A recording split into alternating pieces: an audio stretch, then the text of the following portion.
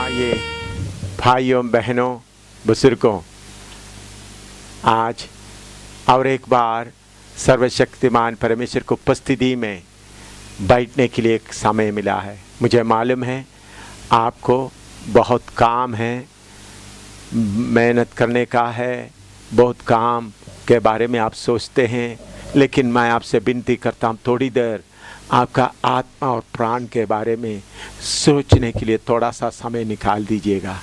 आइए हम सर्वशक्तिमान परमेश्वर से प्रार्थना करते हैं। अपना आंखें बंद करें और सर्वशक्तिमान परमेश्वर से विनती करें। सर्वशक्तिमान परमेश्वर, आसमान और ज़मीन को बनाने वाले, सूर्य चंद्रमा को बनाने वाला परमेश्वर, आज इस समय में आपकी उपस्थिति में बैठने के लिए हमको आपने सौभाग्य दिया। पिता परमेश्वर, जो भाई बहन और बुजुर्ग ये वचन सुन रहा है, उनके दिल में आपका कार्य हो। उनका दिल को बांध के रखने वाला अंधकार का शक्तियों को मैं इस समय आज्ञा देता हूँ, उनको दिलों को छोड़ दें। उनका बांधा हुआ मन को मैं यीशु मसीह के नाम से खोल देता हूँ, ताकि सुसमाचार का रोशनी उनके दिलों पर चमके। पिता परमेश्वर, एक एक को आशीष दे। जिस जगह में बैठा है उस जगह को तेरे उपस्थिति से भरे प्रभु। तेरे धन्यवाद हो, कोई रुकावट कहीं भी ना हो, बल्कि तेरे उपस्थिति से सब लोग आनंदित हो जाएं। प्रभु यीशु मसीह के पवित्र नाम से मांगते हैं, आमीन। आइए हम बहनों के द्वारा परमेश्वर की स्तुति में एक पंजाबी गीत सुनेंगे। वो पंजाबी में है, लेकिन हिंदी में वो हिंदी वालों को भी समझने का कोई मुश्किल नहीं है। आइए मिलकर बहनों से गीत सुने। देवेगा यीशु ए नज़ात तो पापी बंदे, सुन ले आ यीशु दी आवाज़। ओ पापी बंदे, सुन ले आ यीशु दी आवाज़। देवेगा यीशु ए नज़ात तो पापी बंदे, सुन ले आ यीशु दी आवाज़। ओ पापी बंदे, सुन ले आ यीशु दी आवाज़। लेके आ जा बोझ नाले सारे रोग, लेके आ जा बोझ नाले सारे रोग। तेरी उड़ीक ले खड़ा ओ करके खीमा, देवेगा आराम ओ करके खीमा, देवेगा आराम। वक्त सुनहरी ना गवाओ पापी बंदे, सुन ले आ यीशु दी आवाज़। ओ पापी बंदे, सुन ले आ यीशु दी आवाज़। देवेगा यीशु ए नज़ात तो पापी बंदे, सुन ले आ यीशु दी आवाज़। ओ पापी बंदे, सुन ले आ यीशु दी आवाज़। सुन ले यीशु दा ए फरमान, सुन ले यीशु दा ए फरमान। अमृत जल अकेले फिर प्यास ऐसी ना होवेगी कदी, फिर प्यास ऐसी ना होवेगी कदी। नाले वगदा रहेगा दरिया ओ पापी बंदे, सुन ले आ यीशु दी आवाज़। ओ पापी बंदे, सुन ले आ यीशु दी आवाज़। देवेगा यीशु ए नज़ात तो पापी बंदे, सुन ले आ यीशु दी आवाज़। ओ पापी बंदे, सुन ले आ यीशु दी आवाज़। मिलेगा नहीं फिर सच्चा कलाम, मिलेगा नहीं फिर सच्चा कलाम। चाहे तो लभदा फिरे ना बीच जहां, ना थल्ले आसमान, ना बीच जहां, ना थल्ले आसमान।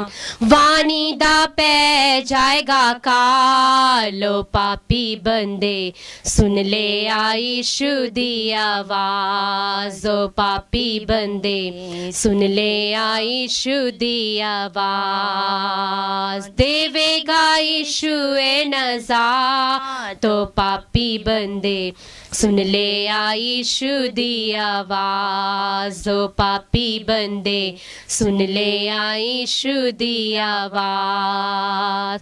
फूलां दे वांगर है तेरी शान। फूलां दे वांगर है तेरी शान। मिट जाएगी हवा दी तरह फिर दिन सुख दे ना आवनगे। फिर दिन सुख दे ना आवनगे। नाले सदा रहेगा तू लाचार। ओ पापी बंदे सुन ले आई यीशु दी आवाज। ओ पापी बंदे सुन ले आई यीशु दी आवाज। देवेगा यीशु ए नजात।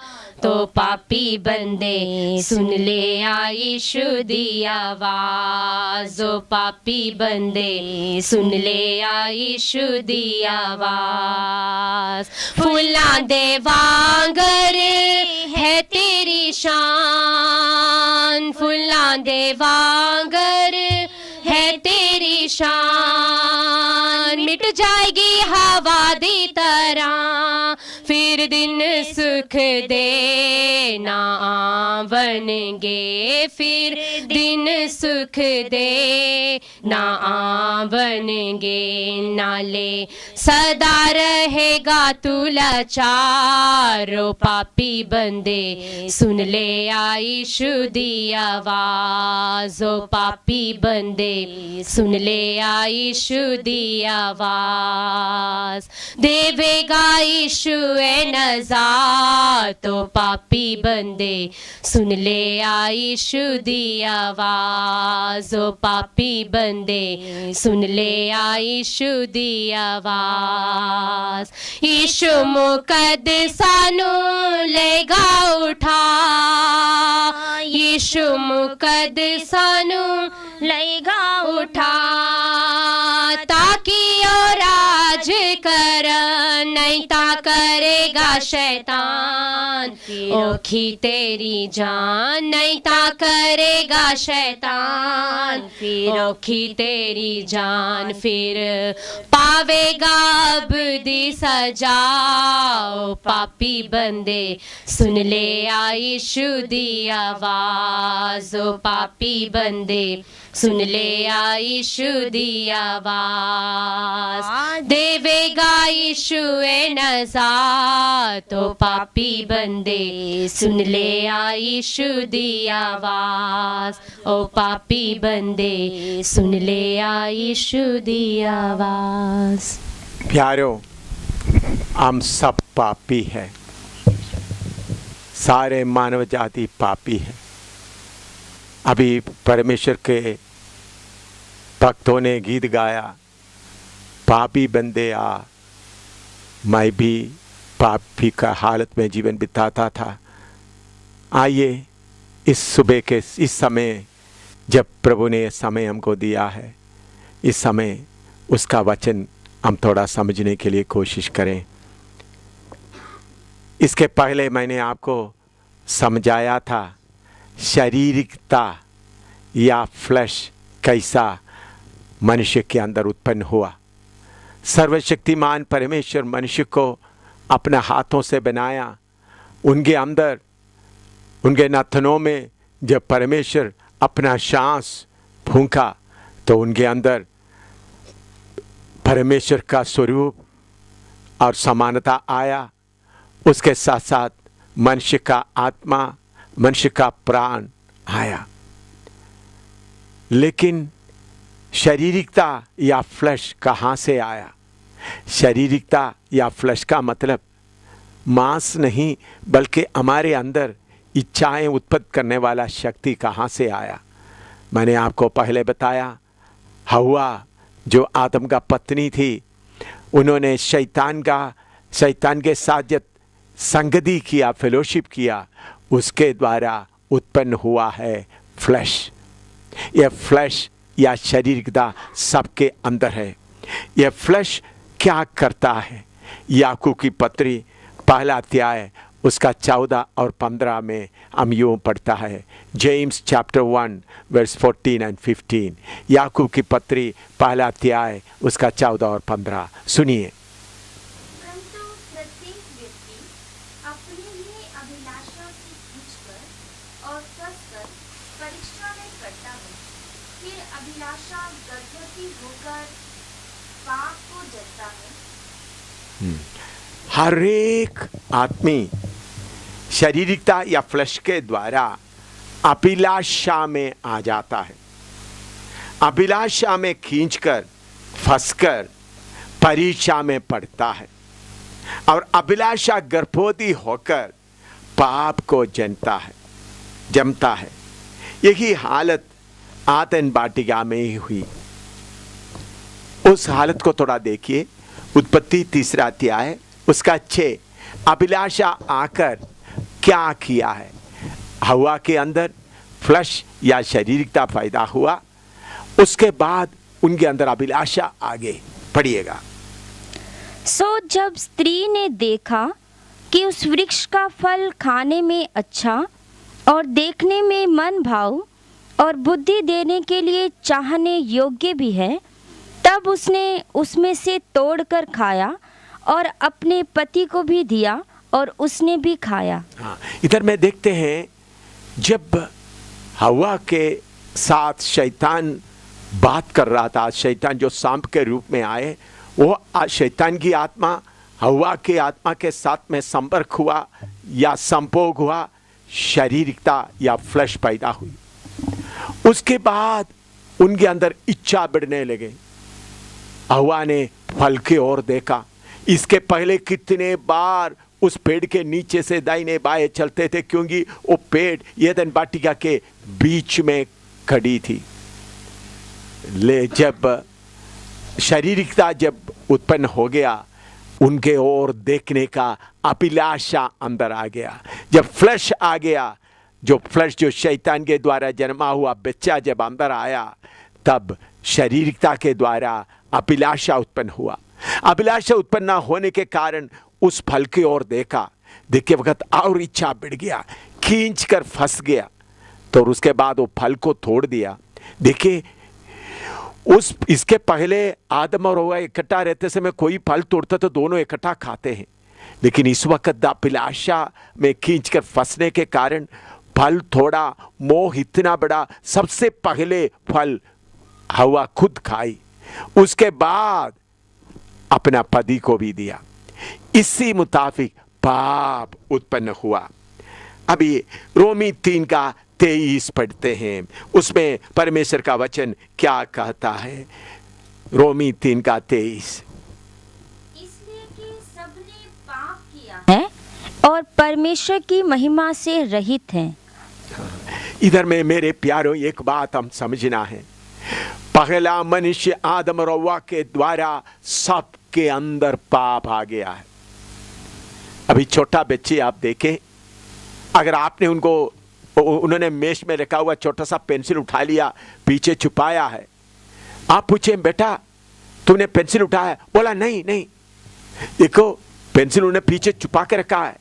उनको झूठ बोलने के लिए कोई सिखाया नहीं है, फिर अपने आप ही उस झूठ बोलने के आता है। जैसा मनुष्य का शरीर का अंग बढ़ता है, उसी मुताबिक पाप भी बढ़ता जाता है।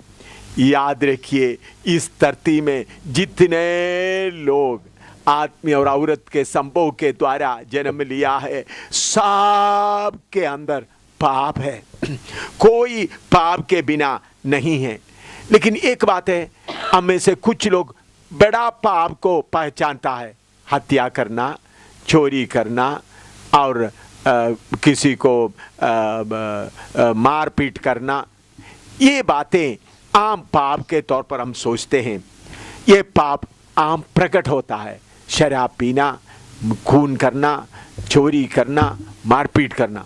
लेकिन कुछ पाप ऐसा है, इससे भी भयंकर होता है, एक है लालच और चीजें पाने का मन के अंदर का इच्छा।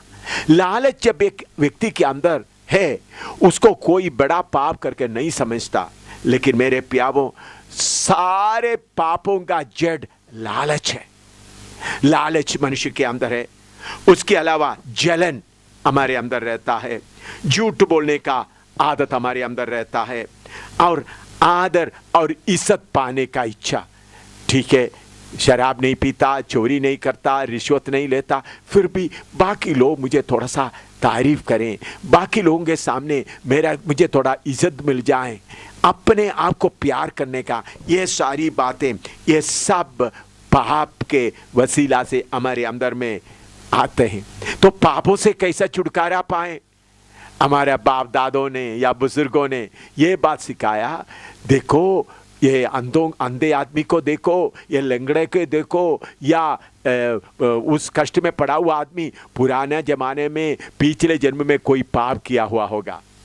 ऐसा हमारे अंदर में, हमारे बीच में एक कहानी है, ये कहावत है, 84 लाख योनियों में हम जन्म लेते लेते लेते पाप किया, पाप का कीमत देकर बाद में पाप मिटाते मिटाते परमेश्वर से आखिरी में लीन हो जाएंगे। ठीक है भाई, मान लो आपका ये कहावत ठीक है, तो 84 लाख योनियों में मनुष्य बदलते बदलते आते हैं। तो सोच लो, उदाहरण के तौर पर एक आदमी मनुष्य के योनि में आया, तो जितना पाप उन्होंने किया, चोरी किया, रिश्वत लिया, उसके लिए कुछ गरीबों को खाना खिलाया, मंदिर बना दिया, पूजा पाठ कराया, बड़ा पैसा चढ़ाया, लोगों को मकान बना कर दिया, बहुत कुछ काम करके बहुत पापों का माफी पा लिया समझ लो। फिर भी मरने के समय में 10 पाप रह गया। बहुत पापों का कीमत उठा लिया, मरने के समय 10 पाप उनके हिसाब में रह गया। उसके बाद एक चिड़िया के रूप में आया, मरने के बाद दूसरा जन्म एक चिड़िया बनकर आया। तो चिड़िया भी आपको मालूम है कभी कभी कुछ कीड़े मकोड़े खाता है, इधर उधर से कुछ दाल वगैरह चुग लेता है। तो चिड़िया के रूप में भी मरते समय में 3 पाप रह गया। तो मनुष्य का जन्म का 10 पाप रह गया, चिड़िया का जन्म का 3 पाप रह गया, 2 जन्म में 13 पाप हो गया। तीसरा गाय माँ बन गया। हम सब गाय माँ को आदर देते हैं, गाय हमको दूध देता है, बहुत फायदेमंद है गाय माँ। लेकिन देखिए, गाय माँ का जो 4 पाव आप देखें, उसके जो खुर है, जो पाव के नीचे लोहे जैसा है, वो एक एक जगह में ऐसा चारों पाव से चलते समय में उसके नीचे कितने कीड़े दबकर मर जाता है। आपने कभी देखा है? मैंने कई बार देखा है, उस गाय का पाव के नीचे कितने कीड़े मर जाता है। तो गाय फिर कभी कभी किसी का सब्जी खा लेता है। तो गाय माँ का जन्म में भी आकर समझ लो 30 पाप रह गया। तो मेरे प्यारों, मनुष्य के जन्म में 10 पाप, चिड़िया का जन्म में 3 पाप, गाय माँ का जन्म में 30 पाप, तो कितना हो गया? 43 पाप हो गया। इसका मतलब 3 जन्म में 43 पाप हो गया। तो 84 लाख योनियों में पाप कटेगा या बढ़ेगा? थोड़ा सा सोचिएगा भाई साहब, जितना जन्म लेता जाएगा पाप आपका बढ़ता जाएगा। मैं एक छोटी सी बात आपको बताना चाहता हूं। जम्मू बख्शीनगर में मुझे अच्छा एक मित्र है, वो एक शर्मा जी है। उधर में जम्मू मेडिकल कॉलेज में उन्होंने फार्मासिस्ट का नौकरी करता था, अभी तो रिटायर होकर काफ़ी देर हो गया। वो त्रिकुटा नगर में रहते हैं, कभी कभी आकर मुझे मिलता है। एक बार शर्मा जी रामायण को 18,000 श्लोकों में बनाकर कि बड़े पुस्तक में लिखकर, नोटबुक में लिखकर मेरे पास लेके आए। मुझे बोला इसके लिए प्रार्थना करो, मैं ये दूरदर्शन वालों को भेजना चाहता हूँ, दूरदर्शन वाला इसको कबूल करें, उसको एक एक एपिसोड के तौर पर लोगों को दिखाएं, मेरा नाम भी आ जाए, कुछ पैसा भी मिल जाए। ऐसा मैं उनके साथ दोस्ती हो गया।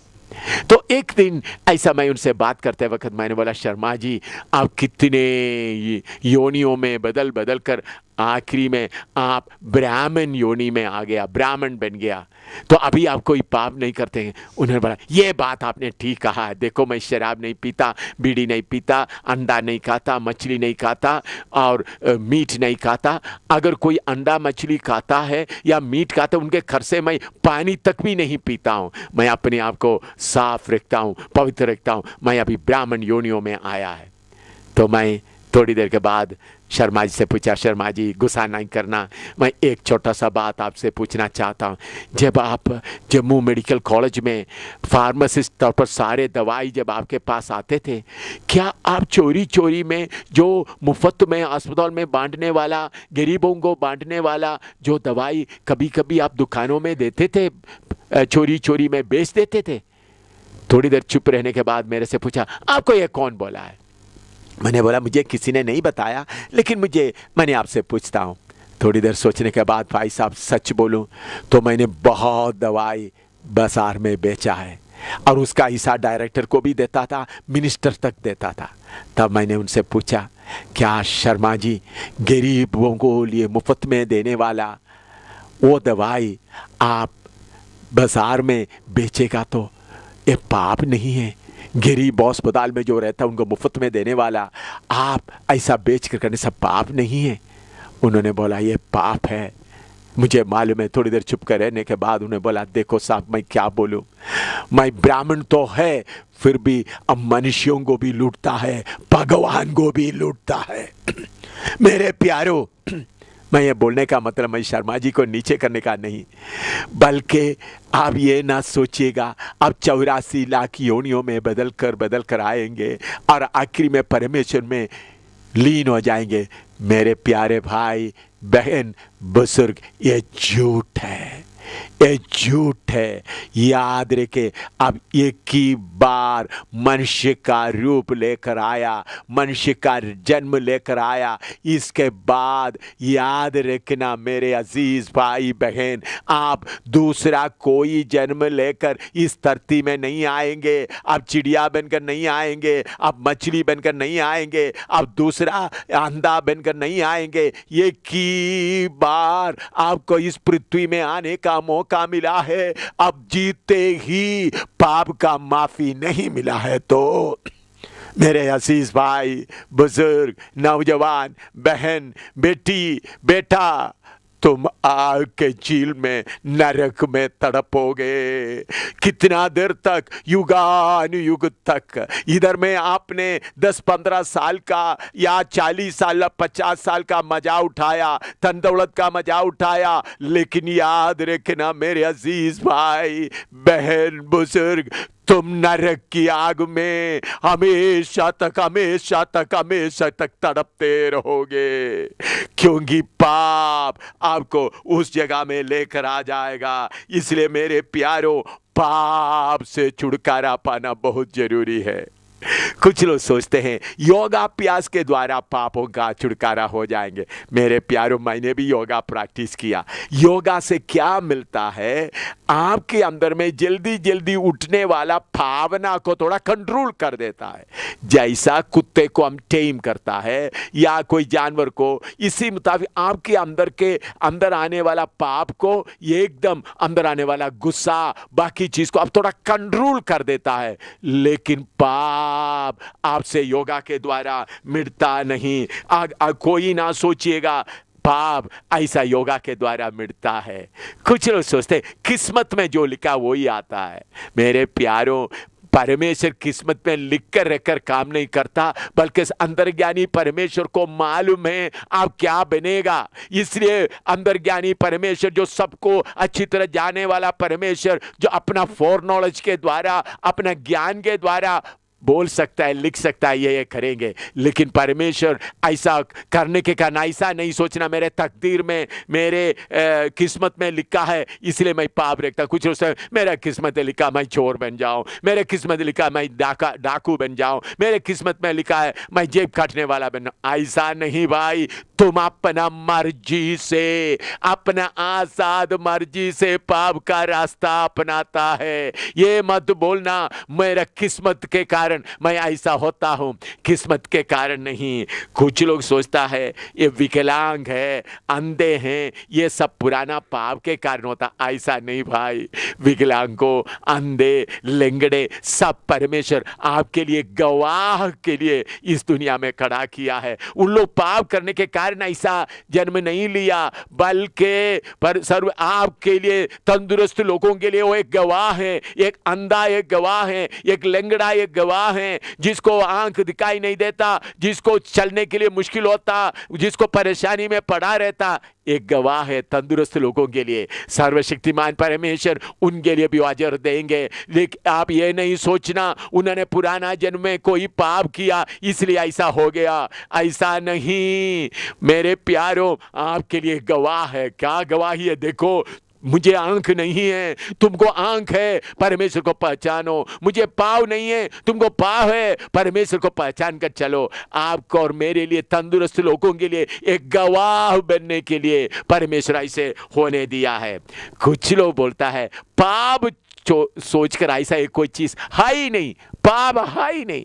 ये मनुष्य का अपने दिल का कमजोरी है। जो कमजोर आदमी सोचता है पाप, लेकिन मैंने ऐसा लोगों से, बहुत लोगों से बात किया, पाप नहीं है, पाप नहीं है। लेकिन मैंने आगे जाते जाते जाते जब उन लोग थोड़ा सा उम्र में आते, फिर पछताना लगता है, पाप है, पाप है, परमेश्वर मुझे माफ करो। भाई, पाप नहीं करके थोड़ा सा बोलने से काम नहीं बनेगा। पाप दिल का कमजोरी नहीं है, पाप आपके अंदर पड़ा हुआ बात है। देखिए आपका पाप का नतीजा क्या होगा। पाप में, पाप के जाल में फंसा हुआ भाइयों बहनों, तो तुम्हारा हालत क्या होगा। परमेश्वर का वचन कहता है, गिनती 32 का 23 पढ़िएगा, गिनती 32 का 23, नंबर्स 32:23। और यदि तुम ऐसा ना करो तो यहोवा के विरुद्ध पापी ठहरोगे, और जान रखो कि तुमको तुम्हारा पाप पकड़ेगा। मेरे प्यारों, याद रखें, सर्वशक्तिमान परमेश्वर का वचन कहता है, तुम्हारा पाप तुमको पकड़ेगा। बुजुर्गों, नौजवानों, बेटे बेटियों, याद रखे, तुम्हारा पाप तुमको पकड़ेगा। अभी पाप करने में मजा आता है, किसी ने नहीं देखा, लेकिन याद रखना तुम्हारा पाप तुमको पकड़ेगा। सपोपदेशक 8:11 में यूं लिखा है, सपोपदेशक 8:11, सुनिए प्रभु का वचन क्या बोलता है। बुरे काम के दंड की आज्ञा फुर्ती से नहीं दी जाती, इस कारण मनुष्यों का मन बुरा काम करने की इच्छा से भरा रहता है। बुरे काम का दंड का आज्ञा एकदम ना होने के कारण मनुष्य जल्दी जल्दी पाप करने में लगता है। एक बार चोरी किया, किसी ने नहीं पकड़ा, फिर चोरी करने के लिए तैयार हो जाता है। एक बार जेब काटा, किसी ने नहीं पकड़ा, फिर जेब काटने के लिए तैयार हो जाते हैं। एक बार रिश्वत लिया, किसी ने नहीं पकड़ा, फिर रिश्वत लेने के लिए तैयार हो जाता है। एक बार व्यभिचार किया, किसी ने नहीं पकड़ा, और व्यभिचार करने के लिए तैयार हो जाते हैं। एक बार दूध में पानी मिला दिया तो किसी ने नहीं पकड़ा, तो फिर ऐसा मिलावट करने शुरू होता है। लेकिन याद रखें, परमेश्वर आपको क्यों सजा नहीं देता। वो प्यार से भरा हुआ परमेश्वर आपका पाप का सजा देगा तो आपका मौका खत्म हो जाएगा, आप आग के झील में चले जाएंगे। इसलिए परमेश्वर आपको बार बार मौका देता है। रिश्वत लेने वालों, चोरी करने वालों, जेब काटने वालों, लालच से भरे हुए लोगों, गंदा काम करने वालों, याद रखना परमेश्वर आपको बार बार मौका देता है ताकि आप अपना पापों से मुड़े, चोरी करने वाला आदत से मुड़े, रिश्वत लेने का आदत से मुड़ जाएं, गंदे काम करने का आदत से मुड़ जाएं, व्यभिचार करने का हालत से मुड़ जाएं। परमेश्वर आपको बार बार मौका देता है। यह परमेश्वर का प्यार है, यह परमेश्वर का प्यार आपके लिए। इसलिए आपने जितना पाप किया उसका सजा नहीं मिला। इसका मतलब यह नहीं मैं पाप करता रहूं। मेरे भाई, मेरे बुजुर्ग, मेरे नौजवान, तुमने कितना पाप किया, उसका सजा तुमको नहीं मिला। इसका मतलब यह नहीं तुम बार बार पाप करते रहो। ऐसा नहीं। आइए पढ़िएगा, आपने सोचेंगे किसी ने देखा नहीं, आपका पाप किसी ने देखा नहीं। यिर्मयाह 16 अध्याय का 17 पढ़िएगा। कभी कभी हम सोचते हैं मैंने रिश्वत लिया है कोई देखा नहीं, मैंने चोरी किया कोई देखा नहीं, मैंने व्यभिचार किया कोई देखा नहीं, मैं ऐसा करता रहूंगा। पढ़िएगा यिर्मयाह 16 का 17 पढ़िएगा। क्योंकि उनका पूरा चाल चलन मेरी आंखों के सामने प्रकट है, वह मेरी दृष्टि से छिपा नहीं है। सर्वशक्तिमान परमेश्वर का आंख सबकी ओर देखता है। आपका सारा चाल चलन उनके सामने प्रकट है। आप चोरी करने के लिए जब गए, रिश्वत करने के लिए जब गए, आप गलत काम करने के लिए गए, व्यभिचार करने के लिए गए, ये सारे रास्ता सर्वशक्तिमान परमेश्वर के सामने प्रकट है। उनके आंख से कोई छुप नहीं सकता। पुलिस से छुप सकता है, पति पत्नी से आपस में छुप सकता है, सरकार से छुप सकता है, लेकिन मेरे प्यारे भाई बहन याद रखे, सर्वशक्तिमान परमेश्वर की आंखों से कोई छुप नहीं सकता। उसे यहेजकेल की किताब 11 का 5 भी पढ़िएगा। यहेजकेल की किताब 11 का 5। तब यहोवा का आत्मा मुझ पर उतरा और मुझसे कहा, ऐसा कह यहोवा यूं कहता है, यहोवा यूं कहता है कि हे इस्राएल के घराने, हाँ। तुमने ऐसा ही कहा है, जो कुछ तुम्हारे मन में आता है, जो कुछ तुम्हारे मन में आता है उसे मैं जानता हूँ। देखिए सर्वशक्तिमान परमेश्वर, मेरे प्यारे बुजुर्गों, आपका रास्ता उनको मालूम है, और आप अभी बैठकर क्या सोच रहा है, क्या कर रहा है, वो भी उनको मालूम है। परमेश्वर से आपका रास्ता छुपा नहीं सकता।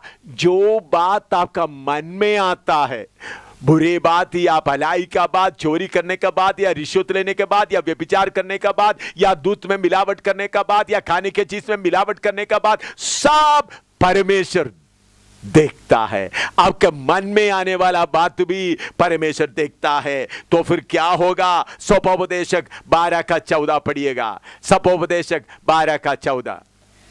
क्योंकि परमेश्वर सब कामों और सब गुप्त बातों का, चाहे वे भली हो या बुरी, न्याय करेगा। मेरे प्यारों, सर्वशक्तिमान परमेश्वर अब आपके बारे में चुप रहता है, लेकिन सारे कामों का न्याय किया जाएगा।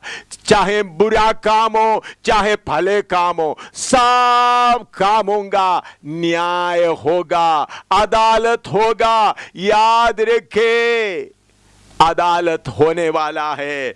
उस अदालत के लिए आपको कैसा परमेश्वर तैयार करता है? भजन संहिता 90 का 3 पढ़िएगा। भजन संहिता 90 का 3। तू मनुष्य को लौटाकर चूर करता है और कहता है कि हे आदमियों लौट आओ। हाँ, इधर में परमेश्वर का वचन कहता है, तुम मनुष्यों को लौटाकर चूर कर देता है और कहता है, ए आदमियों लौटाओ।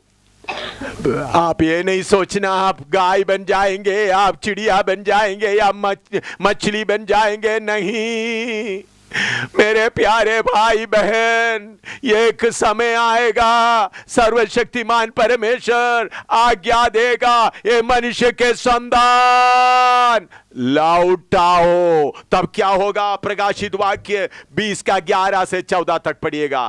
प्रकाशित वाक्य 20 का 11 से 14 तक। तब क्या होता है?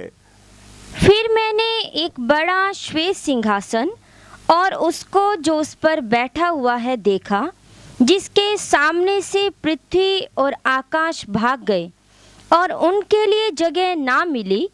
फिर मैंने छोटे बड़े सब मरे हुओं को सिंहासन के सामने खड़े हुए देखा, और पुस्तकें खोली गई, और फिर एक और पुस्तक खोली गई, अर्थात जीवन की पुस्तक।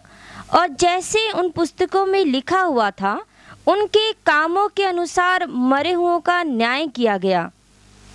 और समुद्र ने उन मरे हुओं को जो उसमें थे दे दिया, और मृत्यु और अधोलोक ने उन मरे हुओं को जो उनमें थे दे दिया, और उनमें से हर एक के कामों के अनुसार उनका न्याय किया गया। और मृत्यु और अधोलोक भी आग की झील में डाले गए। यह आग की झील तो दूसरी मृत्यु है। और जिस किसी का नाम जीवन की पुस्तक में लिखा हुआ ना मिला, वह आग की झील में डाला गया। मेरे प्यारों, जैसा आप ये सीढ़ी देख रहा है, ये कोई स्वप्न नहीं है।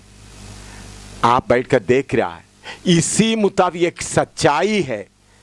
हम सब को सर्वशक्तिमान परमेश्वर के अदालत के सामने खड़ा होना पड़ेगा। ये पृथ्वी परमेश्वर के सामने से हट जाएगा, आसमान हट जाएगा। सारे मरे हुए लोग अपना आत्मा और प्राण में सर्वशक्तिमान परमेश्वर के सामने हवा में खड़ा होगा। उस वक्त आत्मिक शरीर होने के कारण खड़ा होने के लिए कोई जमीन नहीं चाहिए। एक एक सर्वशक्तिमान परमेश्वर के सामने खड़ा होंगे।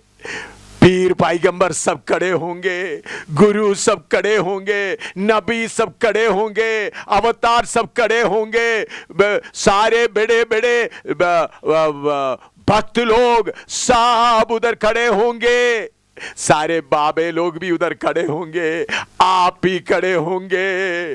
सब परमेश्वर के उस अदालत के सामने खड़े होंगे।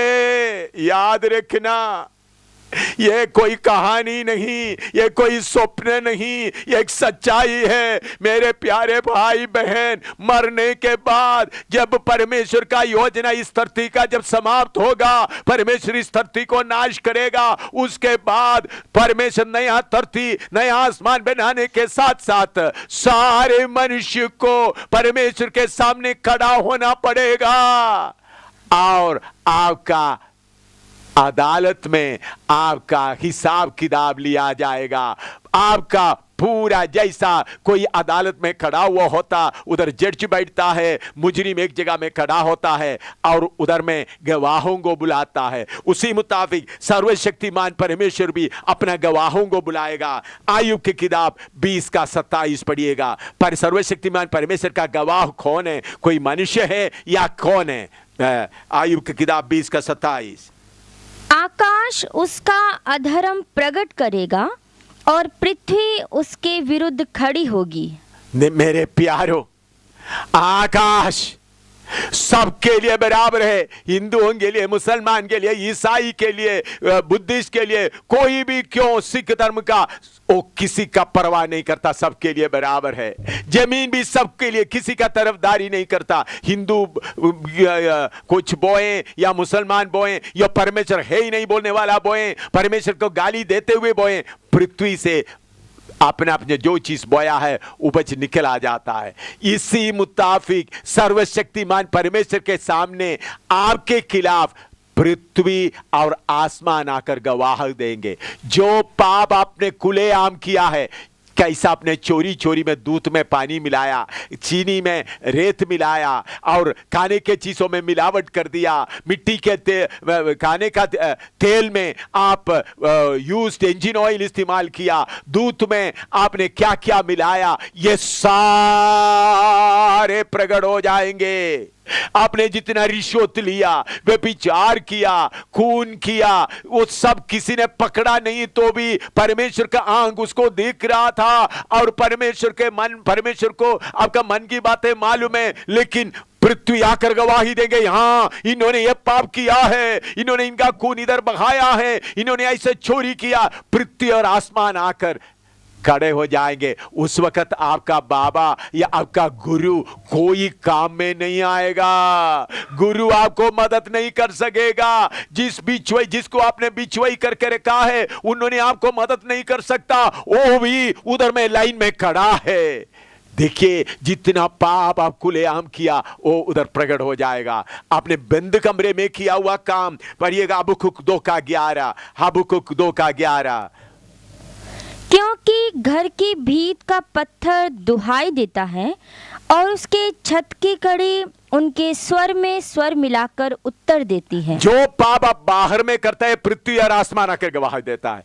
जो पाप आप कमरे के अंदर चुपकर करता है, उस कमरे का ईंट या पत्थर और लकड़ी आकर गवाही देते हैं। देखिए अभी आप जो बात सुन रहा है ये मैं इधर एक जगह में बैठकर बताया, एक भाई के द्वारा वीडियो रिकॉर्डिंग किया, अभी आप सुन रहा है। ये वीडियो मशीन भी मनुष्यों ने मालूम किया है। तो मनुष्य को बनाया हुआ सृजनहार का ताकत कितना है, उन्होंने इन सारे चीज़ों के द्वारा आपका पूरा हाल खोल दिया जाएगा। एक एक बात खोल दिया जाएगा। उसके साथ दूसरा एक खतरनाक चीज भी है। प्रकाशित 20:12 पढ़िएगा। प्रकाशित 20:12। फिर मैंने छोटे बड़े सब मरे हुओं को सिंहासन के सामने खड़े हुए देखा और पुस्तकें खोली गई। पुस्तकें खोली गई। आपने किया हुआ पाप का हिसाब रखा हुआ पुस्तकें खोली गई। उसमें एक पुस्तक है यादगारी का मेमोरी वीडियो। जैसा अभी वीडियो में रिकॉर्डिंग हो रहा है, हर एक मनुष्य के साथ साथ एक वीडियो फिट करके भेजा है, वो है यादाइश का वीडियो। आप 10 साल पहले की बात भी याद करता है, कल की बात भी याद करता है, इसी मुताबिक उस वक्त आपका मेमोरी वीडियो खोल दिया जाएगा। अभी जो वीडियो में रिकॉर्डिंग करता है वो जो आमने सामने देखते हैं वही बात रिकॉर्ड होता है, लेकिन आपका यादगारी का वीडियो कैसा, किस मतलब से उधर खड़ा था, किस मतलब से वो बात क्यों बोला, ऐसा बात बोलते समय में क्या मन में सोच रहा था, ये भी प्रकट हो जाएगा। देखो मेरे अजीजों, आप कहां बच सकता है। आपका पाप पूरा परमेश्वर के सामने प्रकट है। आपके सारे चाल चलन उनका आंख देख रहा है।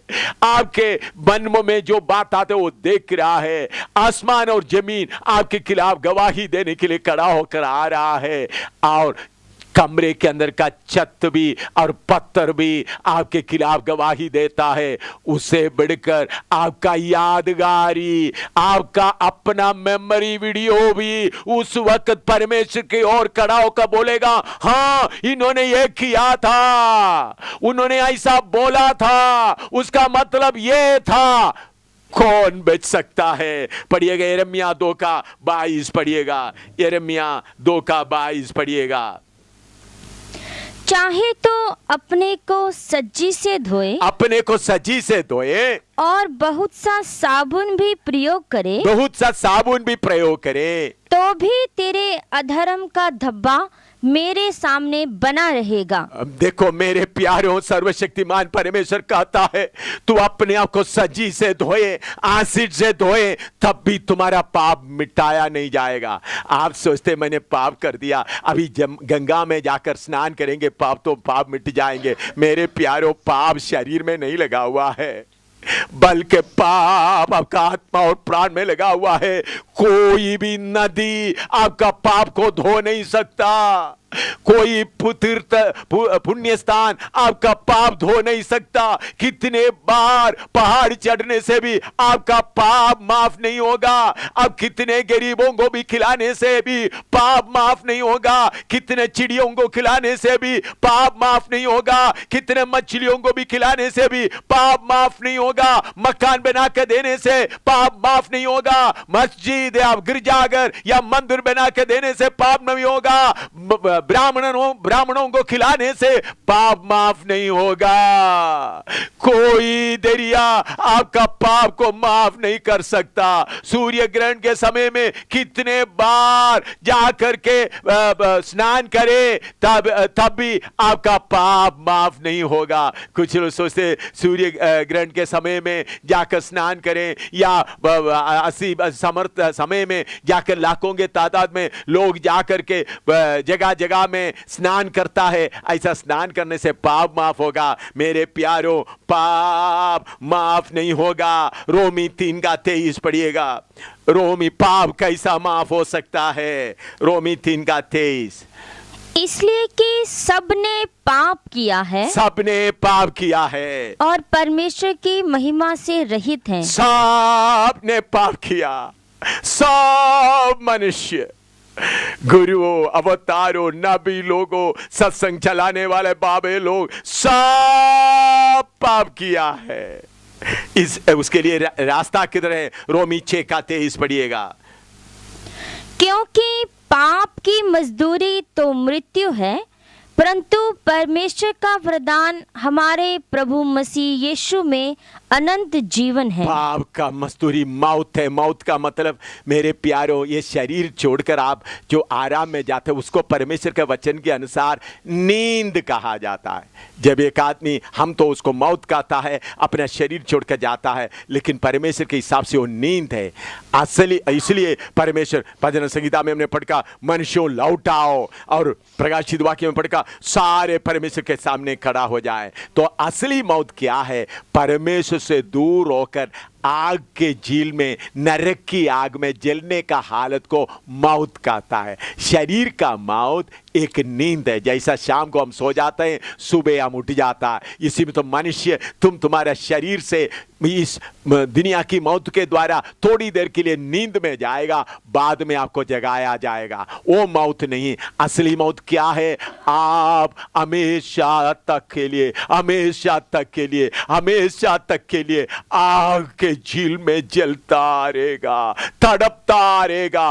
वो मौत है। लेकिन उसके लिए सर्वशक्तिमान प्रभु यीशु मसीह के द्वारा एक रास्ता खोला है। उसके बारे में बताना चाहता हूं। मत्ती सुसमाचार पहला अध्याय उसका 21वां पद पढ़िएगा। मत्ती सुसमाचार पहला अध्याय उसका 21वां पद पढ़िएगा। वह पुत्र जनेगी और तू उसका नाम यीशु रखना, क्योंकि वह अपने लोगों का उनके पापों से उद्धार करेगा। हाँ मेरे प्यारों, बहुत तेरा लोगों को यीशु का नाम का मतलब मालूम नहीं। उन लोग सोचते हैं ईसाई धर्म का गुरु है यीशु। मेरे प्यारों, प्रभु यीशु मसीह ईसाई लोगों के लिए नहीं आया। यीशु मसीह सारे दुनिया के लोगों के लिए आया। उनका जन्म का जगह आप देखें, बेतलहम में, जो सर्वशक्तिमान परमेश्वर मनुष्य का रूप में आकर जन्म लिया, सारे पृथ्वी का मरकज में जन्म लिया। उत्तर में नहीं, दक्षिण में नहीं, पूर्व में नहीं, पश्चिम में नहीं, बल्कि सारे दुनिया के लोगों के लिए। उनका नाम यीशु रखेगा। यीशु का मतलब है पापों से छुड़ाने वाला। यीशु मसीह का मतलब है पापों से छुड़ाने के लिए अभिषेक करके भेजा हुआ व्यक्ति। वो ईसाइयों का गुरु नहीं, तुम्हारा पापों को छुड़ाने वाला। यूहन्ना 1:29 पढ़िएगा। यूहन्ना 1:29। दूसरे दिन उसने यीशु को अपनी ओर आते देखकर कहा, देखो यह परमेश्वर का मेमना है जो जगत का पाप उठा ले जाता है। जगत का पाप उठा ले जाता है। जगत में जितने लोग रहते हैं, हमारे हिंदू भाइयों का पापों को उठा के ले जाने वाला, हमारे मुसलमान भाइयों का पाप को उठा के ले जाने वाला, हमारे सिख भाइयों का पापों को उठा के ले जाने वाला, हमारे धर्मी लोगों का पाप का बोझ को उठा के ले जाने वाला, जैनी लोगों का पाप का बोझ को उठा के ले जाने वाला, ईसाइयों का पाप का बोझ उठा के ले जाने वाला, सबका पाप का बोझ उठा के ले जाने वाला। यीशु मसीह मजहब बनाने नहीं आया। यीशु मसीह ईसाई धर्म में नहीं है। ईसाई धर्म प्रभु यीशु मसीह ने नहीं बनाया। ईसाई धर्म का स्थापक शैतान है। मैं आपको बताना चाहता हूं, ईसाई धर्म का स्थापक शैतान है। शैतान एक चालाकी किया, हमारे सामने अलग अलग धर्म है, इसी मुताबिक इसको भी एक धर्म में बना देगा तो कुछ लोग बच जाएगा, बाकी लोग हमारे पास रह जाएगा। मेरे प्यारो, ईसाई धर्म, यीशु मसीह ईसाई धर्म बनाने नहीं आया। मैं ईसाई धर्म का नहीं हूं, मैं ईसाई नहीं हूं। मैं खुले आम से आपको बताना चाहता हूं, मैं ईसाई नहीं हूं। मेरे बाप दादे लोग केरला में, आपको मालूम है, ब्राह्मण लोगों को नंबूदरी के तौर पर कहा जाता है। हम लोग उस हालत से आए थे। हालेलुया। लेकिन मैं उस ब्राह्मण के लिए घमंड नहीं करता हूं। मैं ईसाई नहीं हूं। मैं यीशु मसीह को स्वीकार किया हुआ व्यक्ति हूं, लेकिन मुझे ईसाई धर्म का कोई संबंध नहीं है। आप ईसाई धर्म में आप जाए तो उधर में कुछ लोग कुछ फोटो रखता है, वो बोलता है यीशु का फोटो है, वो यीशु का नहीं है। उन लोग कुछ मरियम का फोटो लिखता है, उन लोग कुछ सलीब रखता है, वो सब इस धर्मशास्त्र के खिलाफ है। इस परमेश्वर का वचन में लिखा हुआ है किसी का मूर्ति नहीं बनाना, किसी का रूप नहीं बनाना। फिर भी आप ईसाई लोगों के पास जाएगा तो वो सब बना के रखता है। मैं आपको ईसाई धर्म के लिए बोलने के लिए नहीं आया हूं भाई, मैं ईसाई धर्म का नहीं हूं। प्रभु यीशु मसीह सारे जगत के लोगों के लिए आया, आपके लिए आया, मेरे लिए आया। उधर बैठकर सुनने वाले भाई बुजुर्ग, तुम्हारा पाप उठा के ले जाने आया। तुम्हारा पाप उठाकर कितने देर चक्कर काटते हैं फिर भी पाप दूर नहीं होता। कितने चिड़ियों को खिलाता, पाप दूर नहीं होता। तुम्हारा पाप को उठा के ले जाने के लिए प्रभु यीशु मसीह आया। यशायाह 53 उसका 6 पद पढ़िएगा। यीशु मसीह मनुष्य के रूप में इस दुनिया में आने के करीबन 775 साल पहले यशायाह नबी आत्मा में इसके बारे में लिखा है, हम तो सब के सब भेड़ों की नाई भटक गए थे, हम में से हर एक ने अपना अपना मार्ग लिया, और यहोवा ने हम सबों के अधर्म का बोझ उसी पर लाद दिया। देखिए सर्वशक्तिमान परमेश्वर हम पापियों के लिए क्या किया है। उन्होंने मनुष्य का रूप धारण करके आया, वो है प्रभु यीशु मसीह। उन्होंने क्या हुआ, अब मेरा और आपका सबका पाप का बोझ अपने ऊपर उठा लिया। सबका पाप का बोझ उसके ऊपर उठा दिया, लिख दिया। हम सब अलग अलग चले गए थे, कोई भक्ति का मार्ग में, कोई अच्छे मार्ग में, कोई योगा का मार्ग में, कोई पुण्य काम के मार्ग में, कोई अपना शरीर को ताड़ना देने के मार्ग में चले गए। तो हमारे सारे लोगों का पाप का बोझ उसी पर ला दिया है। मैं इस प्रभु यीशु मसीह को गेत्सेमनी वाटिका में देख रहा हूं। अपने चेलों के साथ आखिरी भोजन करने के बाद प्रभु यीशु मसीह गेत्सेमनी वाटिका में मेरे और आपका पाप का बोझ उठाते हुए पड़ा है। उनका खून पसीना की तरह निकल रहा है। उन्होंने स्वर्ग में रहने वाला पिता से विनती किया, पिता हो सकते तो ये प्याला मेरे से हटा दे, क्योंकि उन्होंने कभी पाप नहीं किया। यीशु मसीह में 2 स्वरूप आप देख सकता है, परमेश्वर का स्वरूप और मनुष्य का स्वरूप। यीशु मसीह क्रूस पर जान देने के पहले मेरे और आपका पाप उठाते समय में यीशु मसीह के ऊपर यीशु मसीह ने परमेश्वर का जो ईश्वरत्व को हटा दिया, मनुष्य का मनुष्यत्व में उधर पड़ा है।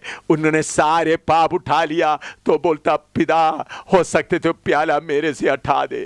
3 बार प्रार्थना किया, उनका खून पूरा पसीने की तरह आ रहा है, फिर भी कोई जवाब नहीं मिला। क्यों? स्वर्ग का परमेश्वर देख रहा है, मेरा वफादार बेटा, मेरा पुत्र जो मनुष्य के रूप में मेरे से निकल कुदर गया, हर बात में वफादार रहा।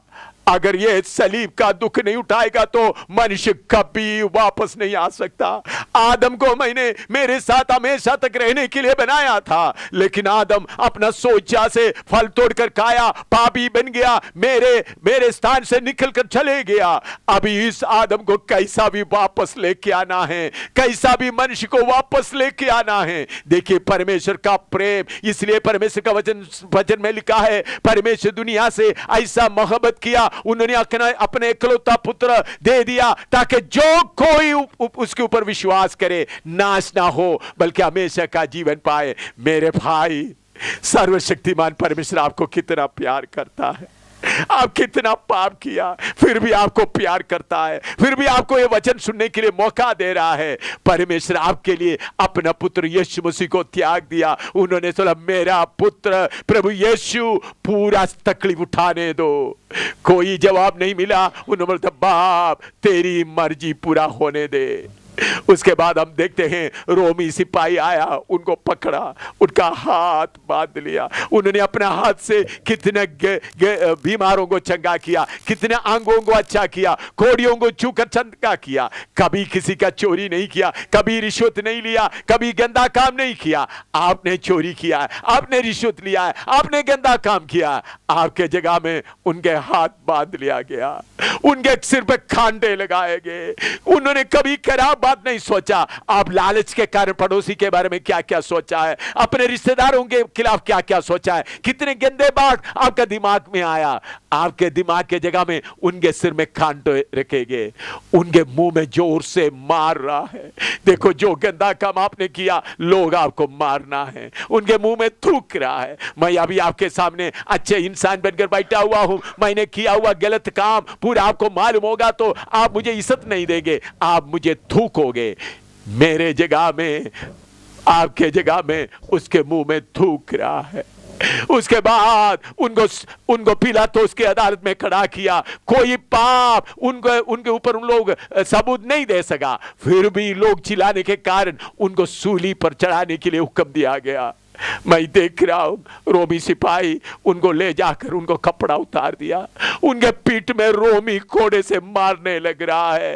रोमी कोड़े में, उस कोड़े के आखिरी में चमड़े का पीता है, चमड़े का पीता में कांटों का टुकड़ा है, हड्डियों का टुकड़ा है और लोहे का टुकड़ा है। उसे जाकर जब मारते समय मांस के अंदर घुस जाता है, खींचते समय सारे मांस निकलता है। 13 बार एक दाहिने तरफ से मार रहा है, 13 बार बाएं तरफ से मार रहा है, 13 बार पेट के चारों तरफ से मार रहा है। इतने जोर से मार रहा है, वो चुपचाप खड़ा है। उनका पीठ पूरा जैसा खेत में हल लगाता है, उसी मुताबिक उनका पीठ पूरा हल लगाया गया। यशायाह नबी इसको देखकर ऐसा कहा, पतरस ने इसको देखकर ऐसा कहा, उनके मार खाने से हम चंगे होंगे, उनके मार खाने से हम चंगे होंगे। मैं ऐसा सत्संग चलाते समय कितने जगह में अंधे लोग देखा है, लंगड़ा चलने लगा है, कुछ जगह में मरे हुए लोग भी जिंदा हुआ है, कितने कैंसर बीमार अच्छे हो गए, ये एड्स बीमार भी अच्छे हो गए, कितने कितने बीमार लोग अच्छे हो गए। वो कुछ भी मेरा खूबी के कारण नहीं, मेरा पवित्र राय के कारण नहीं, बल्कि प्रभु यीशु मसीह का कोड़े खाने के कारण, उनके कोड़े खाने से हम चंगे हो गए। मेरे प्यारे भाई, आप अभी बैठते बैठते ये वचन सुन रहा है, बैठते बैठते आप विश्वास करेगा तो चाहे आपका बीमारी कैंसर क्यों ना हो, एड्स क्यों ना हो, ब्लड प्रेशर क्यों ना हो, शुगर का बीमारी क्यों ना हो, इस वक्त आपको चंगाई मिल सकता है। अभी जिधर बैठकर, जिस कमरे में बैठकर आप सुन सकता है, सुन रहा है, अगर विश्वास करेगा, विश्वास के साथ यीशु मसीह के छेदे हुए पीठ के ऊपर दिखेगा तो आप चंगे हो जाएंगे, क्योंकि यीशु मसीह के नाम में चंगाई मिलता है। उसके बाद उनको भारी सलीब दिया गया, बहुत भारी सलीब, कंधा पूरा टूटा हुआ है, उस कंधे पर रखकर खींचते खींचते जा रहा है। 7 बार वो भारी सलीब के कारण नीचे गिर पड़ा, फिर उठा, फिर रोमी सिपाही मानकर उठा, फिर बाद में गोलगोता नाम जगह में गया, उधर में ले जाकर वही सलीब, जिस सलीब को उन्होंने उठा के ले गया, उसमें उनको लटा दिया गया, उस भारी सलीब पर उनको लटा दिया गया। आमतौर पर किसी को सूली देते समय जबरदस्ती हाथ पकड़ कर देना पड़ता है ताकि कील लगाए। इन्होंने अपने आप अपना हाथ दे रहा है, दाहिने हाथ दे रहा है, बाएं हाथ दे रहा है, पाँव में कील लग रहा है, लगा दिया, और उसके बाद उस सलीब को उठाकर जोर से उस खड्डे में डाल दिया है। उनका पूरा जोड़ हिल गया, 3 किलो में लटकते हुए आपको देख रहा है। मेरे बेटा, मैं तुम्हारे लिए सलीब पर लटक रहा हूं, मैंने कोई पाप नहीं किया, तुम्हारे लिए मैं कीमत दे रहा हूं, तुम्हारे लिए मैं कीमत दे रहा हूं। बेटा, बेटी, बुजुर्ग, तुम्हारे पाप के लिए मैं क्रूस पर जान दिया है। मेरे प्यारो, उसने सलीब पर लटकते हुए एक बात कहा, सब कुछ पूरा हुआ। उन्होंने कहा सब कुछ पूरा हुआ। क्या पूरा हुआ? अभी हम पाप का बोझ उठाते हुए नदियों में जाने का जरूरत नहीं, तीर्थ स्थानों में जाने का जरूरत नहीं, सब कुछ पूरा हुआ। क्या पूरा हुआ? पाप का कीमत देने का काम पूरा हुआ, आपका पाप का कीमत देने का सारे काम पूरा हुआ। इसलिए अब पाप का माफी के लिए लोगों को कुछ खिलाने का जरूरत नहीं, चिड़ियाओं को खिलाने का जरूरत नहीं, तीर्थ स्थानों में जाने की जरूरत नहीं, गंगा नदी में जाकर पूजा करने का या स्नान करने का जरूरत नहीं। यीशु के पास आओ। यशायाह नबी कहता है, यशायाह 1:18 पढ़िएगा, पढ़कर मैं जल्दी समाप्त करूंगा। यशायाह 1:18 पढ़िएगा। यहोवा कहता है, आओ हम आपस में वाद विवाद करें। तुम्हारे पाप चाहे लाल रंग के हो तो भी वे हिम की नाई उजले हो जाएंगे, और चाहे अर्गवानी रंग के हो तो भी वे ऊन के समान श्वेत हो जाएंगे। इधर में मेरे प्यारों, सर्वशक्तिमान परमेश्वर कहता है, चाहे तुम्हारा पाप लाल रंग का क्यों ना हो, चाहे अग्रवानी रंग का क्यों ना हो, उनके समान सफेद हो जाएंगे। कैसा? यीशु मसीह ने कीमत दिया है, किसी ने कीमत दिया है। मैं एक पापी इंसान, मैं तो पढ़े लिखे है, कैप्टन है, इंजीनियर है, सब कुछ है, लेकिन पाप का भंडार था, पाप में जीवन बिताता था। योगाभ्यास प्रैक्टिस किया, बड़ा फिलोसफी, बहुत स्वामी विवेकानंद का और डॉक्टर राधा कृष्ण का फिलोसफी, बहुत कुछ फिलोसफी पढ़कर आगे चल रहा था, लेकिन अंदर में पाप था। लेकिन जब मैं यीशु के बारे में सुना, मैं रोने लगा, ए प्रभु यीशु, मैं पापी हूँ, मेरे पापों को माफ कर दे, मेरे पापों को माफ कर दे। मेरे प्यारे भाई, आपने आज पाप का भार उठाकर चल रहा है। आज जिधर से आपने ये वचन सुन रहा है, अभी बहन लोग ये गीत गाने जा रहा है, वो गीत भी आप सुन लीजिएगा। गीत के बाद एक आपके लिए एक प्रार्थना का मौका मिलने वाला है। मेरे प्यारे भाई, मेरे प्यारे भाई, यीशु सलीब पर आपके लिए लटक रहा है। गीत गाएं। भारी सलीब पर आसमान का राजा लटक रहा है, बदकार की मानीन भारी सलीब पर आसमान का राजा लटक रहा है, बदकार की माने। देखो बहती खून की धारा, जाएंगे दुर्गुनाह जिसके द्वारा। देखो बहती खून की धारा, जाएंगे दुर्गुनाह जिसके द्वारा। आ जाओ जल्द यीशु के पास, तुमको बुलाता है खास। आ जाओ जल्द यीशु के पास, तुमको बुलाता है खास। मांगो पूरा करेगा, रोगों को दूर करेगा। मांगो पूरा करेगा, रोगों को दूर करेगा। जानकर तुम्हारे दिल के सबोझ को देगा वो सच्चा आराम भी तुमको। जानकर तुम्हारे दिल के सबोझ को देगा वो सच्चा आराम भी तुमको। फिर भी देर क्यों तुम करते हो, आ जाओ कि उद्धार तुम्हारा हो। फिर भी देर क्यों तुम करते हो, आ जाओ कि उद्धार तुम्हारा हो, आ जाओ जल्दी यीशु के पास, तुमको बुलाता है खास। आ जाओ जल्दी यीशु के पास, तुमको बुलाता है खास। मांगो पूरा करेगा, रोगों को दूर करेगा। मांगो पूरा करेगा, रोगों को दूर करेगा।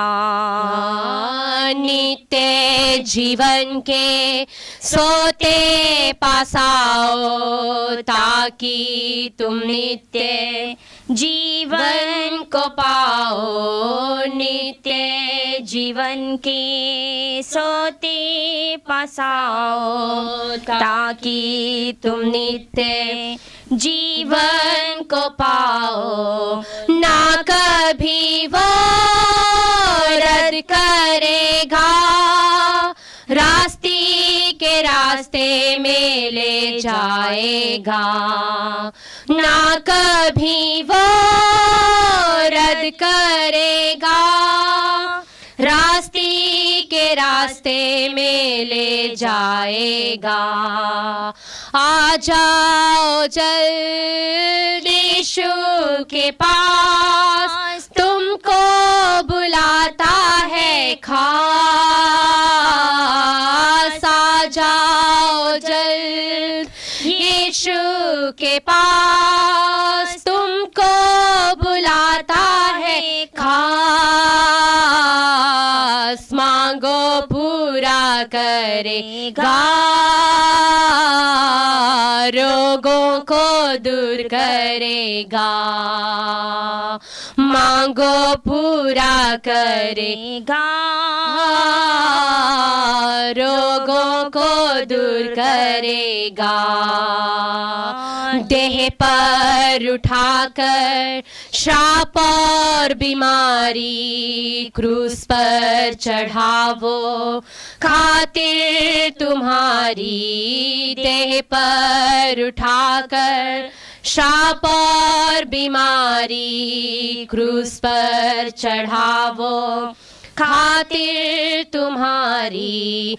रख कर उम्मीद प्रतिज्ञाओं पर, आओ तो पाओगे शिफा जरूर। रख कर उम्मीद प्रतिज्ञाओं पर, आओ तो पाओगे शिफा जरूर। राजा जल्दी यीशु के पास, तुमको बुलाता है खास। आ जाओ जल्दी यीशु के पास, तुमको बुलाता है खास। मांगो पूरा करेगा, रोगों को दूर करेगा। मांगो पूरा करेगा, रोगों को दूर करेगा। यीशु का नाम है इत्र की मानी, होठों का शब्द भी देता है आनंद। यीशु का नाम है इत्र की मानी, होठों का शब्द भी देता है आनंद। इस जहान में कोई नहीं यीशु की मानिंद एक मित्र सही। इस जहान में कोई नहीं यीशु की मानिंद मित्र सही, आजा हो जल्दी यीशु के पास, तुमको बुलाता है खास। आ जाओ जल्द यीशु के पास, तुमको बुलाता है खास। मांगो पूरा करेगा, रोगों को दूर करेगा। मांगो पूरा करेगा, रोगों को दूर करेगा।